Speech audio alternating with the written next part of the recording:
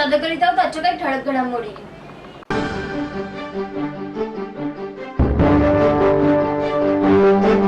मुंब्र्यात इसिसच्या विरोधात मुस्लिम समाज बांधवांची निदर्शने। समता मानव सेवा संस्थेने ठाणे महानगरपालिकेवर काढला मोर्चा। पुरस्कार स्वीकारून परत करणारे साहित्यिक अपराधीच, दलित पॅंथरचे अध्यक्ष राजाभाऊ ढाले यांची टीका। ठाणे स्टेशन जवळील एसटी डेपो विविध समस्यांचा विळख्यात। राज्य उत्पादन शुल्क विभागाने अवैध स्पिरिटचा साठा केला जप्त।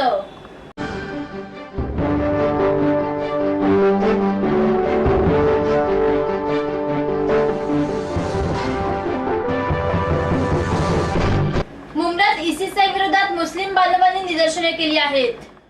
पॅरिस येथे इसिस या दहशतवादी संघटनेने केलेल्या हल्ल्याच्या निषेधार्थ मुंब्र्यातील मुस्लिम बांधवांनी निदर्शने करून निषेध केला। तसेच या हल्ल्यात मारल्या गेलेल्या लोकांना आदरांजली अर्पण केली। पॅरिसमध्ये इसिसने अमानुष हल्ला केला, त्यामध्ये 150 पेक्षा अधिक लोक मारले गेले आहेत। या हल्ल्याच्या निषेधार्थ आमदार जितेंद्र आव्हाड यांच्या मार्गदर्शनाखाली राष्ट्रवादी काँग्रेसचे नगरसेवक शानू पठाण यांच्या नेतृत्वाखाली निदर्शने करण्यात आली। यावेळी मुस्लिम बांधवांनी इसिसच्या पुतळ्याला जोड्याने मारले, तसेच मेणबत्त्या प्रज्वलित करून मृतांना आदरांजली अर्पण केली। ये आंदोलन और निषेध इसलिए किया गया है कि पेरिस में जो 170-150 के लगभग लोग मरे, जिनको आईएस ने आतंकी हमले से मारा है, उसकी मुंब्रा कोसा की तरफ से सारे मुसलमान और मुंब्रा कोसा के सभी लोगों ने इसकी निंदा की है और उसका निषेध किया है। क्योंकि हमारा ऐसा मानना है, हम लोग मुसलमान हैं और इस्लाम में आतंकवाद नाम का शब्द कहीं नहीं है। तो कुछ इसकी उदाहरण ऐसी है कि एक क्रिश्चियन फैमिली जा रही थी और आईएसआई लोगों ने उसको रोका और बोला जो मुस्लिम, तो उनने घबरा के बोला हाँ मुसलमान है। तो उसने बोला कुरान की एक आयत पढ़ो, तो उन्हें बाइबल की एक वर्ड पढ़ दिया और उसमें बाइबल के वर्ड पढ़ने के बाद उन्हें बोला ओ अल्लाह अल्लाह अल्लाह गो। तो जब उसकी वाइफ ने पूछा कि आपने ऐसा क्या कहा, आपने इतना बड़ा रिस्क क्यों लिया, ये कुरान की आयत नहीं। बोले अगर ये आतंकवादी लोगों ने कुरान पढ़ा होता तो ये आतंकवादी नहीं होता, बेगुनाह को मार रहे नहीं होते। ठाणे महानगरपालिका हद्दीत घर घेताय का? मग ते अनधिकृत तर नाही ना, याची खातर जमा करा। अनधिकृत घर घेणं हा विकणाऱ्यासोबत विकत घेणारा देखील तितकाच दोषी असतो। तेव्हा घराची डोळस खरेदी करा, आपली कुठे फसवणूक तर होत नाही ना। यासाठी ठाणे महानगरपालिका मुख्यालयातील 4थ्या मजल्यावरील बांधकाम विभागात घराचा सर्वे नंबर, टिक्का नंबर याची खातर जमा करा। घराचं स्वप्न अवश्य करूया साकार, पण अनधिकृत घराचा नका करू कधीही विचार। अधिकृत घर म्हणजे उद्याची देखील निश्चिंती। अनधिकृत घराचे दार म्हणजे डोक्यावर कधीही तोडण्याची टांगती तलवार। जगणं तुमचं होऊ दे सुरेल गाणं, स्वच्छ सुंदर आणि अधिकृत घरांचं हसरं ठाणं।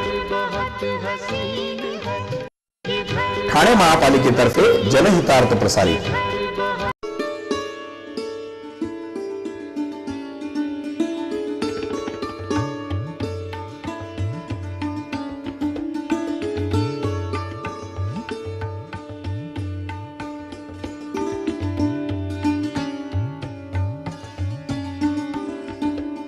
समता मानव सेवा संस्थेने ठाणे महानगरपालिकेवर मोर्चा काढला होता।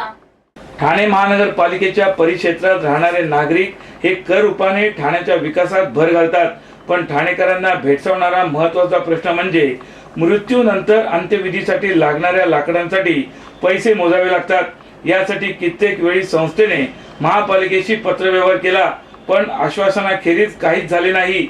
जर राज्यातील सर्व महापालिका अंत्यविधीसाठी लाकूड मोफत देते, तर ठाणे महापालिका का नाही देत? कारण सर्वसामान्य माणसावर असा प्रसंग ओढवतो तेव्हा त्या व्यक्तीच्या कुटुंबावर मोठे संकट कोसळते। अशा वेळी आर्थिक परिस्थितीमुळे उसने पैसे घेऊन अथवा सोने गहाण ठेवून अंत्यसंस्कार करावे लागतात। यासाठी महापालिकेने अंत्यविधीसाठी लागणारे लाकूड मोफत द्यावे या मागणीसाठी समता मानव सेवा संस्थेने ठाणे महापालिकेवर मोर्चा काढला होता। मागणी संस्थेच्या वतीने, समता मानव सेवा संस्थेच्या वतीने मागणी अशीच आहे की गेले 7 ते 8 महिन्यापासून उल्हासनगर महापालिका, नवी मुंबई महापालिका, मुंबई महापालिका, नाशिक, पुणे, सोलापूर महापालिका या महापालिकेला अंत्यविधीसाठी लाकूड मोफत दिलं जातं आहे, परंतु दर्जेदार ठाणे महापालिका ही सुविधा का देऊ शकत नाही याचा जाब विचारण्यासाठी ठाणे महापालिकेवर हे आंदोलन घेतलेलं आहे. आपली जर ही मागणी पूर्ण झाली नाही तर पुढचं पाऊल काय असणार आहे? ही मागणी जर महापालिकेने जर पूर्ण करू शकले नाही तर पुढचं आमचं आंदोलन उपोषण असेल, असं अमर उपोषण असेल असं मी आवाहन करतो.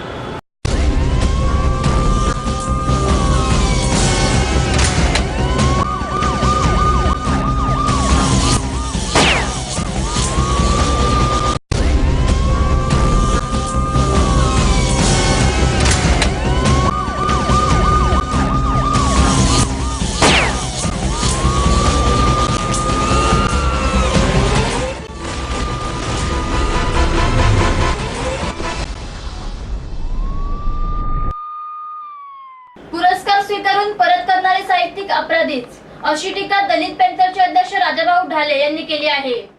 आपले लेखक आत्मिक प्रकटीकरणाऐवजी पुरस्कारांसाठी लिहित होते. हे पुरस्कार वापसीमधून स्पष्ट झाले आहे. त्यामुळे पुरस्कार स्वीकारणे हा पहिला अपराध आणि तो परत करणे हा दुसरा अपराध आहे. अशा शब्दात दलित पॅंथरचे अध्यक्ष राजाभाऊ ढाले यांनी पुरस्कार परत करणाऱ्या साहित्यिकांवर टीका केली. वयाच्या 75 निमित्त राजाभाऊ ढाले यांचा रविवारी ठाण्यात नागरी सत्कार करण्यात आला. त्यावेळी पत्रकारांशी ते बोलत होते. राजाभाऊ ढाले म्हणाले की कोणताही पुरस्कार हा करिअरसाठी असतो. आत्मिक अनुभूतीसाठी लिखाण करणाऱ्यांकडूनच पुरस्कार परत करण्यात येत आहेत. पुरस्कार आधी घेतला तोच मुळात अपराध होता. आता तो परत करून पुन्हा दुसरा अपराध केला जात आहे. लिखाण कर्म संपल्यानंतर हे पुरस्कार परत करण्याचे नाटक केले जात आहे. जेव्हा हे पुरस्कार घेतले तेव्हा सरकार दुसरे होते, आता दुसरे आहे. त्यामुळे पुरस्कारासाठी की सरकारसाठी हे साहित्यिक लिहितात असा प्रश्न निर्माण होत आहे. श्रीपाल सबनीस यांच्या अध्यक्षपदी निवडीबाबत ते म्हणाले की सामाजिक बांधिलकी असणाऱ्या कोणत्या साहित्यिकाची निर्मिती सबनीसांनी केली आहे. एकाही तथाकथित सुवर्ण लेखकाने सामाजिक बांधिलकी असणारे लिखाण केलेले नाही. त्यामुळे कोण सबनीस हा प्रश्न विचारला जात असेल तर तो योग्यच आहे. सध्या विचारवंतांचा धंदा झाला आहे, कारण हे विचारवंत आपले विचार विकत आहेत. ही शोकांतिकाच आहे. मर्यादित स्वरूपाचे लिखाण करणाऱ्यांना अध्यक्षपद दिले जात आहे. राज्यात दलित अत्याचाराच्या घटना वाढत आहेत. त्यामुळे दलित पॅंथर सारखे आक्रमकच नाही तर तोडफोड करणाऱ्या संघटनेची गरज आहे, असेही मत त्यांनी यावेळी व्यक्त केले. स्वप्नील जोशी, तरुण, सुपरहिट, विश्वासार्ह आणि सगळ्यात वेगानं वाढणारा brand. Ready ready ready TJSP, तरुण, फायनान्शियली स्ट्रॉंग, तुमचा विश्वास जपणारी आणि सगळ्यात वेगानं वाढणारी सहकारी बँक. ब्रँड म्हणजे स्वप्नील जोशी आणि बँक म्हणजे TJSP. ठाणे स्टेशन जवळील एसटी डेपो विविध समस्यांच्या विळख्यात अडकले आहे. काही मोजके दिवस गाजावाजा करत स्वच्छता अभियान राबवून ठाणे स्टेशन परिसरातील एसटी डेपो स्मार्ट झाल्याचे दावे केले गेले, पण हे दावे पोकळ निघाले आहेत. जागोजागी बकालपणा, खोल खड्डे आणि पिण्याच्या पाण्याची सोय देखील या एसटी डेपोमध्ये नाही. तरी देखील या डेपोला स्मार्ट म्हणावे का असा प्रश्न प्रवासी करू लागले आहेत. ठाणे स्टेशनला लागूनच एसटीचा डेपो असल्याने प्रवाशांची मोठी सोय होते. ठाण्याचा विस्तार ज्या काळी तितकाच वाढलेला नव्हता तेव्हापासूनच हा डेपो स्टेशन जवळ आहे. त्यामुळे प्रवाशांचा वेळ वाचतो. ठाण्यात बहुतांश गाड्या थांबू लागल्याने या रेल्वे स्टेशनला महत्त्व प्राप्त झाले. या एसटी डेपोतून बोरिवली, भाईंदर, पनवेल, भिवंडी, नालासोपारा आणि पालघर येथे नियमित बसेस सुटतात. रात्रीचे काही तास सोडले तर अहोरात्र ही सेवा सुरू असल्याने किमान 500हून जास्त गाड्यांच्या फेऱ्या या डेपोतून होतात. ऐन सणासुदीच्या किंवा सुट्टीच्या दिवसात तर या डेपोतून प्रवास करणाऱ्यांची संख्या प्रचंड असते. परंतु या डेपोत पिण्याच्या पाण्याची सोय नाही. कडक उन्हामुळे घसा कोरडा पडला तर एसटी कॅन्टीन मधील पाणपोई बंद असल्याने पिण्याची पाणी विकत घ्यावे लागते. डेपोत प्रवाशांचे स्वागत फेरीवालेच करतात. त्यांच्यावर नियंत्रण ठेवण्यासाठी एसटी कडे मनुष्यबळच नाही. बस येण्यासाठी थोडा अवधी असेल तर तोपर्यंत 4 घटका बसण्यासाठी प्रवाशांना पुरेशी आसन व्यवस्था नाही. या संपूर्ण डेपोचा थोडासा भाग शेड खाली आहे. उर्वरित भाग प्रवासी व एसटी कर्मचाऱ्यांना ऊन पावसाचा मारा झेलत काम करावे लागत आहे. महिलांच्या न्याय हक्कासाठी लढणाऱ्या नारी शक्ती ब्रिगेडमध्ये सहभागी व्हा आणि आपले हक्क मिळवा. महिलांवरील अन्यायाविरोधात लढणारी एकमेव संघटना नारी शक्ती ब्रिगेड. नारी शक्ती ब्रिगेड राष्ट्रीय अध्यक्षा निर्मला पाल.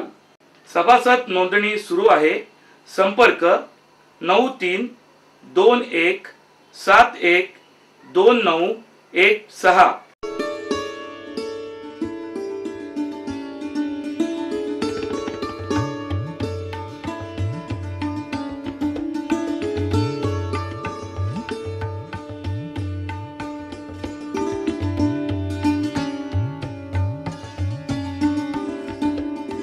राज्य उत्पादन शुल्क विभागाने अवैध स्पिरिटचा साठा जप्त केला आहे. गॅसच्या नावाखाली स्पिरिटची वाहतूक करणाऱ्या आरोपीला राज्य उत्पादन शुल्क विभागाच्या भरारी पथकाने अटक केली. सरकारचा 70 लाख रुपयांचा कर बुडवून चोरट्या पद्धतीने वाहतूक केली जात होती. या प्रकरणी संतोष चौडिया याला अटक करण्यात आली असून महेश, रमेश व नागराज हे 3 आरोपी फरार आहेत.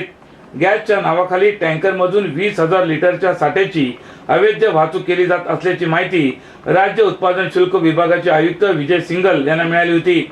त्यानुसार भरारी पथकाचे इन्स्पेक्टर मुकुंद बोलिलकर यांच्या पथकाने शीळ पनवेल रोडवरील एका धाब्याजवळ शुक्रवारी छापा टाकला. इसेन्स व पाणी मिसळून 20,000 लिटर पासून सुमारे 35,000 लिटर भारतीय बनावटीचे विदेशी मद्य तयार केले जाते. एका लिटर मागे राज्य सरकारला सुमारे 350 रुपये कर मिळतो. त्यामुळे या प्रकरणात सुमारे 70 लाख रुपयांचा कर बुडवला जात होता. या गुन्ह्या प्रकरणी एकूण 25,20,790 रुपयांचा मुद्देमाल हस्तगत करण्यात आल्याचे बोलिलकर यांनी सांगितले.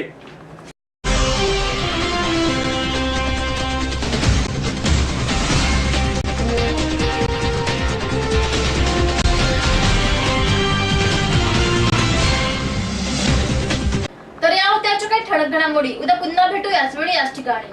ठाणे दर्पण ऋतुमानाचे प्रसारण ठाणे शहराबरोबरच ठाणे जिल्ह्यातही होत असते. तरी आपल्या काही समस्या अथवा सूचना असल्यास आमच्या या पत्त्यावर संपर्क साधा. आमचा पत्ता पुढील प्रमाणे.